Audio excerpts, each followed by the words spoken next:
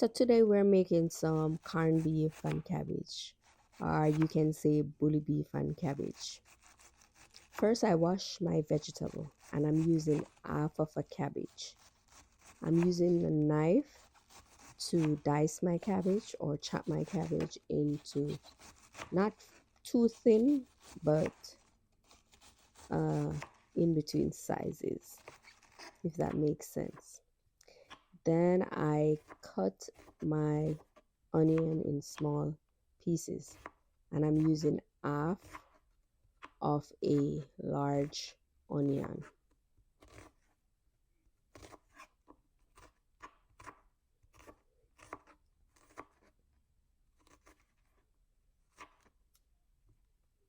I am also gonna use one red medium size tomato.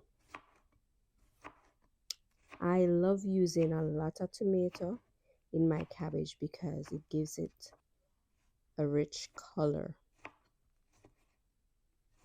I'm also gonna dice the tomato into smaller cubes because it makes the tomato easier to dissolve in the hot oil.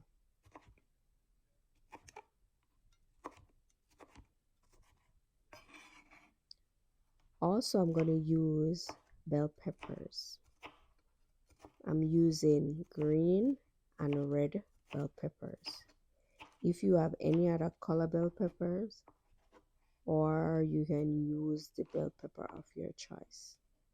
But I have red and green, so I'm using the red and green.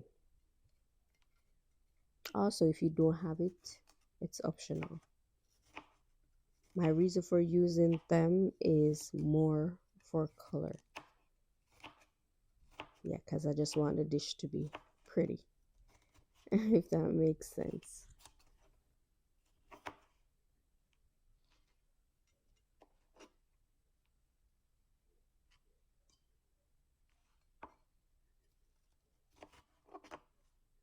I'm also gonna add some scotch bonnet pepper to the seasoning. And if you like it spicy, you can use a seed, but I'm only gonna use half of that. I'm also using a carrot. You can do the carrot or you prefer, you can just cut them in circles. Here I'm using a carrot shredder.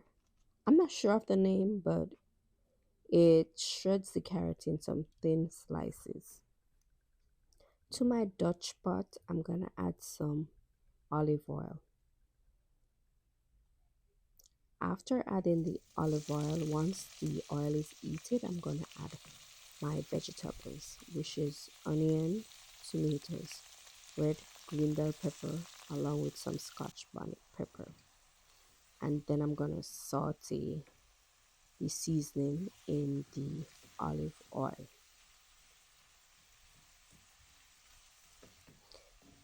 I'm gonna saute the seasoning roughly for 2 minutes or until the tomatoes are dissolved. And then I'm gonna add the corned beef. Some Jamaicans call it bully beef. The corned beef in the US, it's cold because it's cold now, so you realize that it's harder to break apart. Some persons take it out the tin, then add it to the microwave, and then add it to the pot. Or you can just add it from the can to the oil and just leave it for a minute, and it would be easier to break apart. But for me, I need to get the ball rolling, so I'm just here trying my hardest to separate it or break it apart. So it took a little time, but it's gonna eventually um, break to smaller pieces. So just be patient. After you get all the corned beef to break apart, and then you get a couple more spin, we're gonna get our cabbage and carrot ready to go into the pot.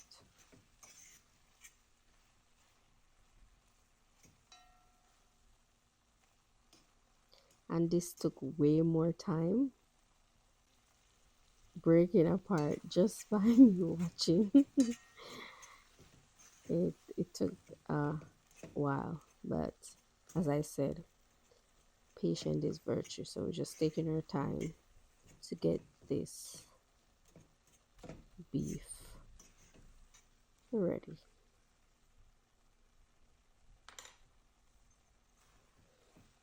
After breaking all the corned beef or bully beef in pieces, then I'm going to give it one more stir, and then I'm going to add the cabbage and carrot to the corned beef.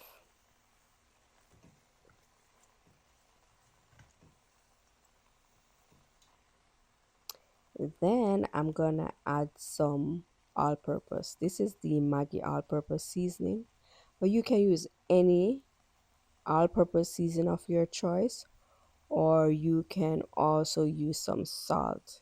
And then I add a little black pepper along with a small piece of chiffon butter. But you can also use the butter of your choice. Then I cover the pot on low heat. I'm gonna stir it just to get some of the oil from the bottom onto the top, and allow some of the cabbage to go on the bottom so we can start the steaming process.